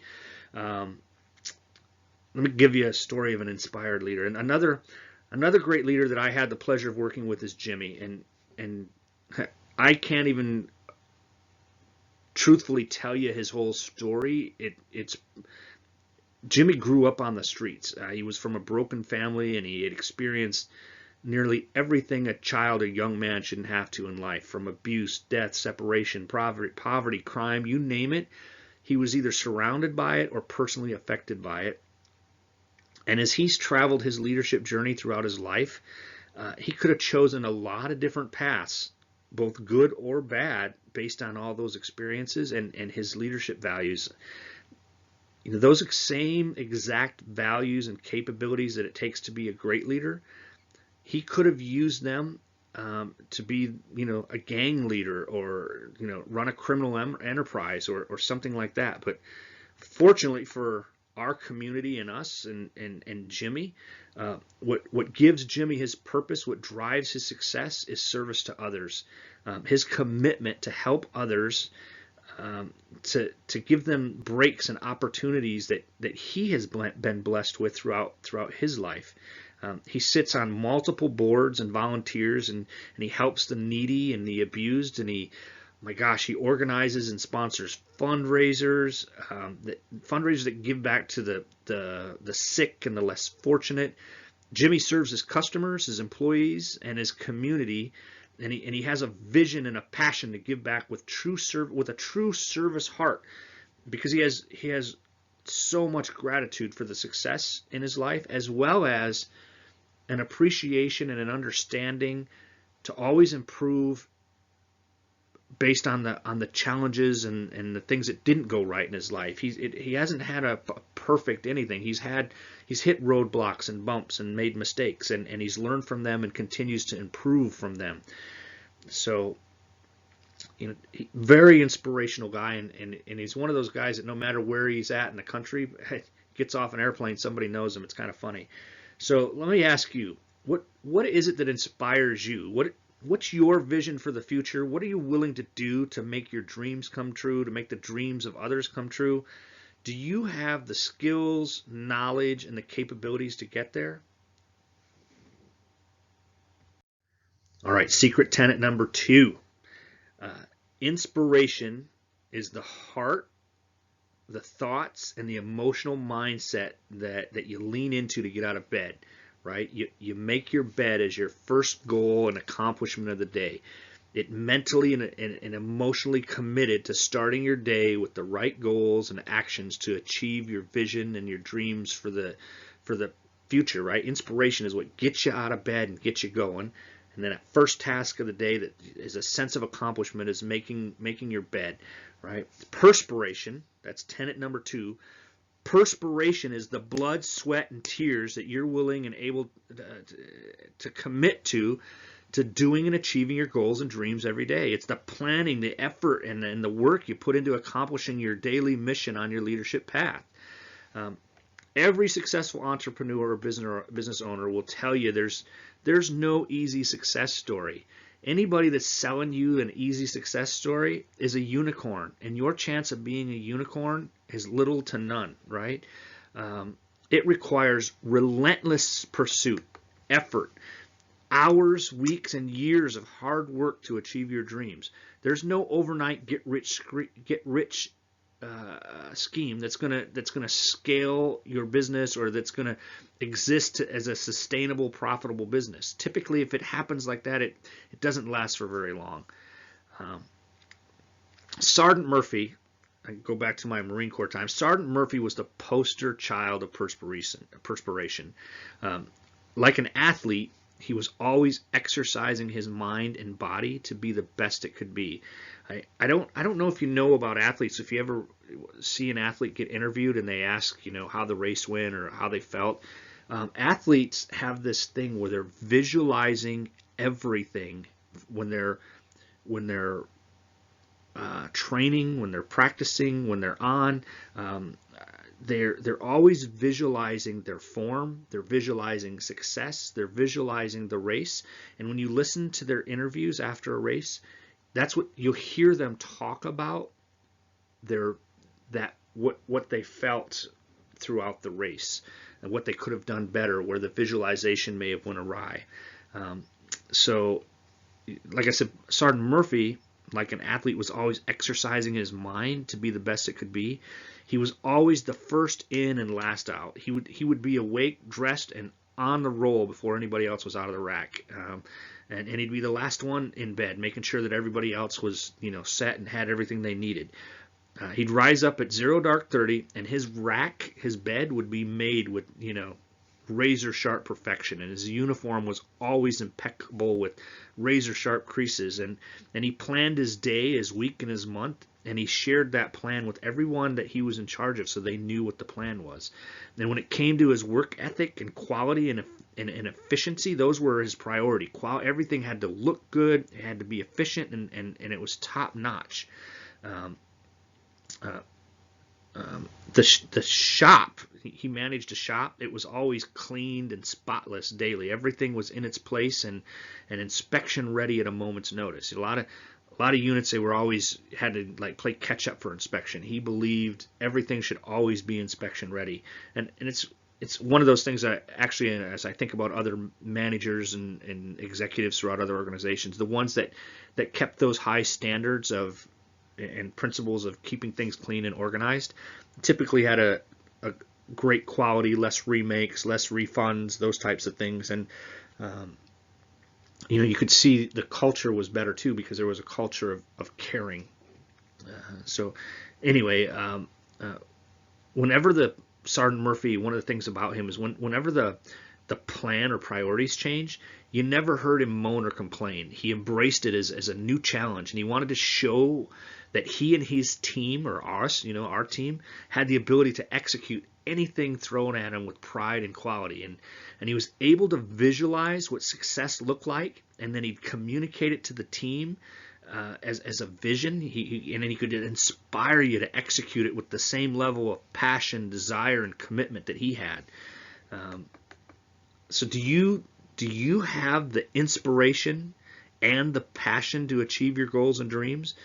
And are you willing to do what it takes to execute and achieve your goals and dreams? So what happens when you hit a roadblock and things don't go right, or you feel defeated? The next tenet that I'm going to talk to you about, the next secret, is the difference between winners and losers, those that succeed or fail. So secret tenet number 3, stick-to-itiveness.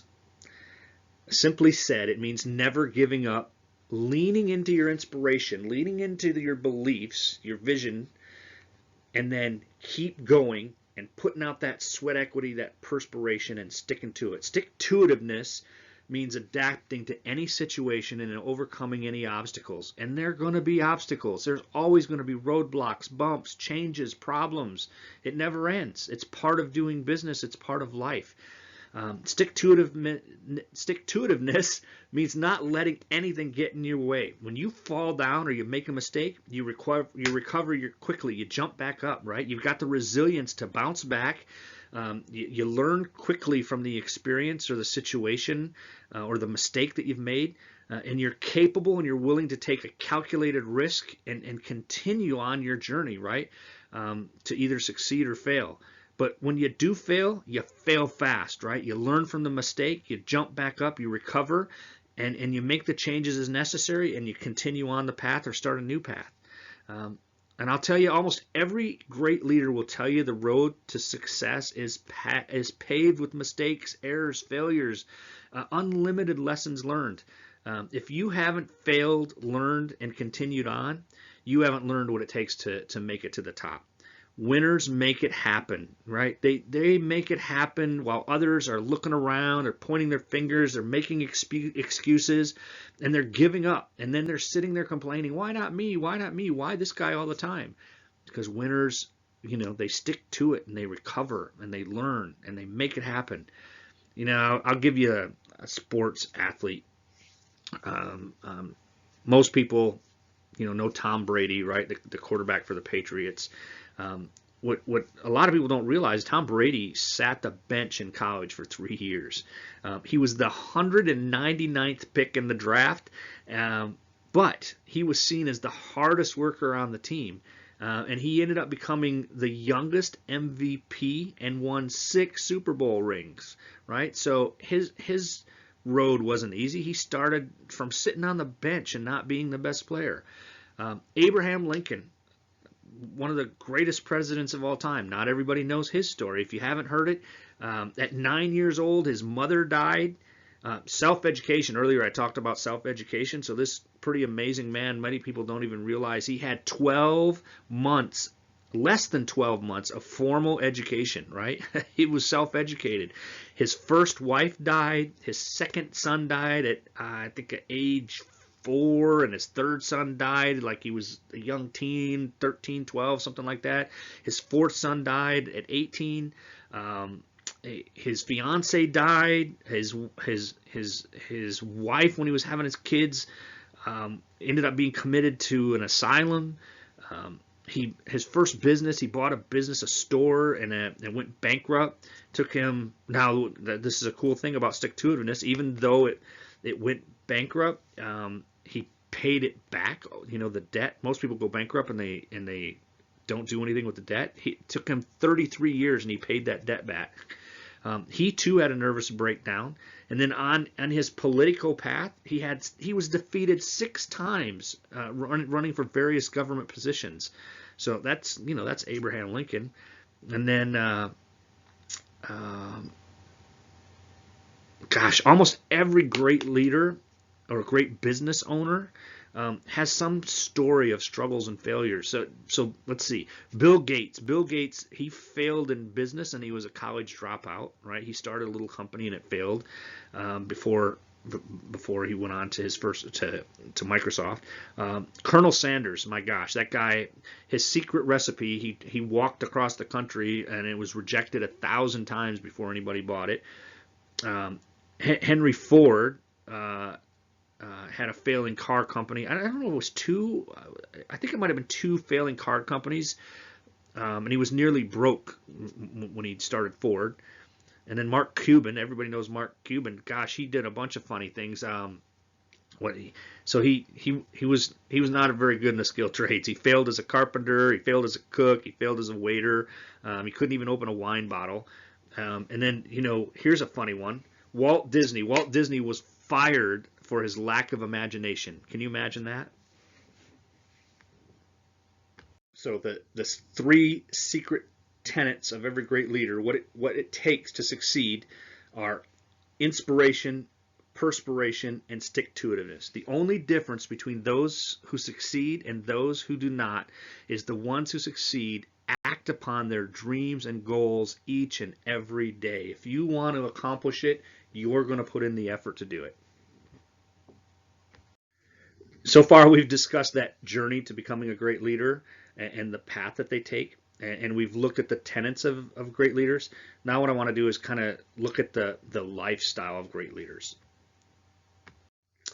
In order to keep alive those tenets of inspiration, perspiration, and stick-to-itiveness, you've got to care for your mind and your body to enable it to function at its full potential. When your mind is tired, you can't drive your body to execute. When the body is unfit, you're unable to put in the sweat equity, that perspiration it takes to execute and never give up. So having a positive mental attitude and living a life of gratitude helps to frame the mindset you need to overcome the challenges and the roadblocks that will be thrown at you every day. To keep you moving forward. So there's this thing called neuroplasticity, and neuroplasticity is the ability to train and rewire your brain, to rewire it to either have a growth mindset or a fixed mindset, or to rewire it to see positivity or negativity. Your thoughts become your beliefs, and your beliefs become your behavior and your reality.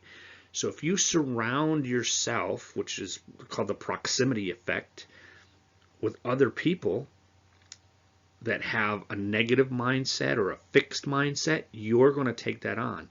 If you gossip a lot and you look for negativity in other people a lot, you're going to have a hard time breaking out of that mindset to see positivity, to see opportunities for growth, right? You've got to protect your mindset with the people you surround yourself with and what you allow as input. So if you're inundating your brain with news or with social media, or when you surround yourself with others that have negativity, that's you're wiring your brain to do that. If you look at neuroplasticity, it's the ability to rewire your brain for positivity or whatever, to retrain your brain. And you can look that up and learn more about that.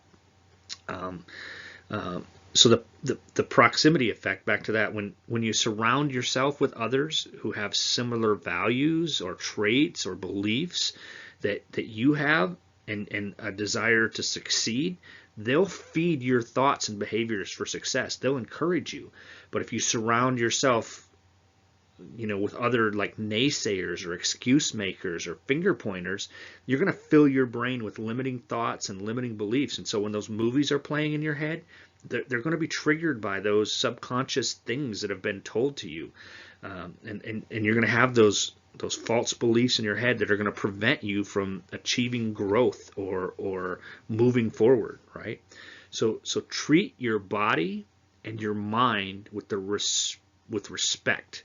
And exercise it. Give it the exercise, mental and emotional nourishment it needs to operate at its peak potential as you travel your leadership, journey to success. And then your habits, adjust your habits and plan your day for wins and success, right? On your road to big success, celebrate small successes. Feed your soul each day. Make time for learning as you prioritize your activities to do things that move the needle and achieve success, right? Eliminate those things that distract or slow you down. Keep a journal, to help you plan and to write down ideas. One of the things I notice is when I journal and I write down ideas, I tend to get more ideas. The more I allow myself to have ideas, the more ideas come to my head, and it's really cool. And a lot of people will tell you it's when you allow your brain silence or to calm, or like if you're working out and you don't go with the intention of thinking about something, or if you're taking a bath and you don't go with the intention of thinking about something, that some of your greatest solutions or ideas will come during those moments of downtime or silence. Okay. So adjust your habits and plan your day for wins and things that are going to feed your soul every day. Eliminate the things that distract or slow you down. And then as you develop a growth mindset, you'll find that your mind will be filled with all kinds of great things and more positivity and better ways of doing things. And it'll actually even help your mood and your emotional intelligence and your ability to deal with difficult situations. Okay, so make sure that you're taking care of your mind and your body, and you're establishing good habits on your path or on your journey to leadership. Have you learned a lot today? What are the things that you've learned that you want to implement to be a better leader and achieve the goals and the future and the success that you desire, that those 1 year things that we talked about in the beginning of this course? Can you see how walking each step of the leadership path will help you to lead your people better, to manage your business, and to improve your personal life? I hope so. I think it's pretty amazing. How about those 3 tenets of great leaders? Are you on track of, and are you capable of doing things, or are you living each day as a firefighter, running around and problem solving from problem to problem, trying to put out the fire? Or are you more intentional and planned and have a routine?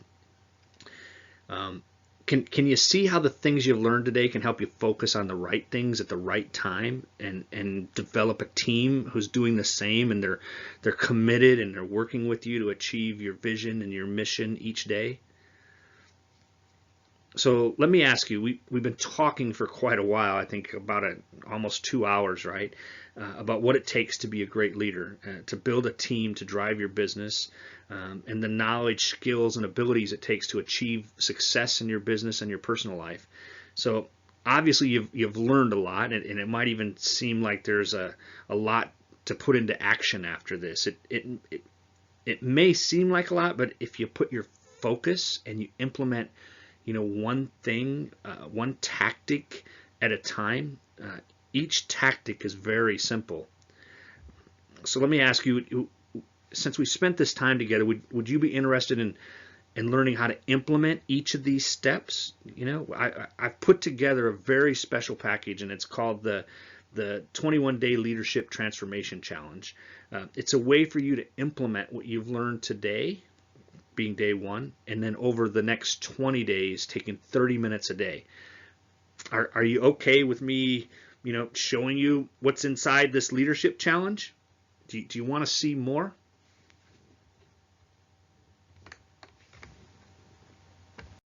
So let's take a look at all the steps that you'll take and the things that you'll learn and execute each day during the challenge.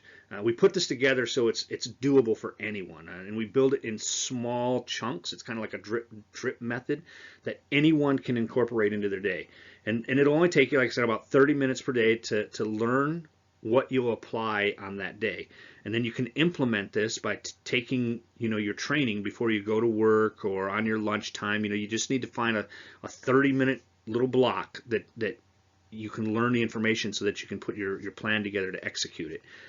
All right, so are you ready to see how you can transform your business and your life in just 30 minutes a day? All right, then let's go. So by implementing and executing the Leadership Transformation Challenge in just 30 minutes a day, here's what you'll be able to do. You'll be able to lead and inspire your team to be more productive. You'll be able to attract, train, and retain great talent, one of our great challenges, right? You'll be able to delegate the right things to the right people at the right time. You'll identify and implement change with the support of your team. You'll have more effective and meaningful coaching conversations that get the results that you desire. And you'll gain more time to focus on the things that serve your customers and ultimately make you more money. Isn't this amazing? Don't you think it's amazing? Can you see how each of these things can transform your business and your life, and you give you back time, make you more productive, and ultimately make you more money? All right, so transformation week 1 is self-management. It's a $325 value. The things that you'll go through during week 1 is an exercise on identifying your values and living your values, goal setting, time management, listening skills, and continuous learning, right? You'll have those 5 activities. Each day, there'll be a challenge day training video. There'll be an execution book, a strategy, or execution tools rather, things that you can use to help implement what you learned on that day, a strategy guidebook, and a daily journal to go along with it. Okay, then from there you got week 2, which is provide value, another $325 value. So now our total package value is $650. During week 2, you'll learn to think like an owner.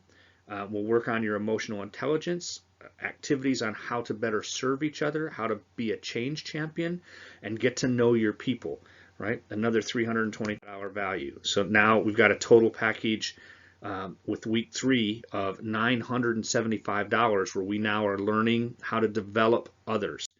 During this week, we're going to focus on behaviors, how to give one-on-one, valuable one-on-one time with our people, how to coach, how to recognize positive acts and behaviors, and how to provide, evaluation and review performance. So now at week 4, we're at managing performance. So we've got a total package value here at week 4 of $1,300. And week 4, you're going to learn how to communicate and provide a vision to others and get their buy-in and inspire execution, how to delegate properly for success, how to provide follow-up and feedback conversations, and how to build a winning team. So this whole challenge is valued at $1,300, and because I want you to be successful, and this is one of the most beneficial trainings I've ever offered. You can start your challenge today for just $47. $47, and all you have to do is click on the next thing to start your challenge, and you'll be ready to go. I can't wait, and I'm so excited to have you on there. I mean, can you imagine, if we go back, can you imagine $47? One of those things, any of those one things that we talked about, if you could get somebody to be more productive, if you could earn a new customer, if you could keep somebody from quitting their job, or to be more, to provide better quality, or to be more efficient, or to communicate better, would any one of those things over the 20 days be worth $47? And think of all of the things that you're going to learn over 20 days, and the return on investment, and how that is going to help you be a better leader and contribute ultimately to the bottom line profits of your organization. So in your guidebook, the last thing I want you to do is take 5 items you're going to take action on starting today. I want you to prioritize them by value. Pick which are most important. I want you to schedule start and due dates, and I'd like you to identify who's going to be responsible, or who's going to help you with executing those things. And I can't thank you enough for spending this 2 hours of time with me on this training, and I look forward to you taking that leadership challenge.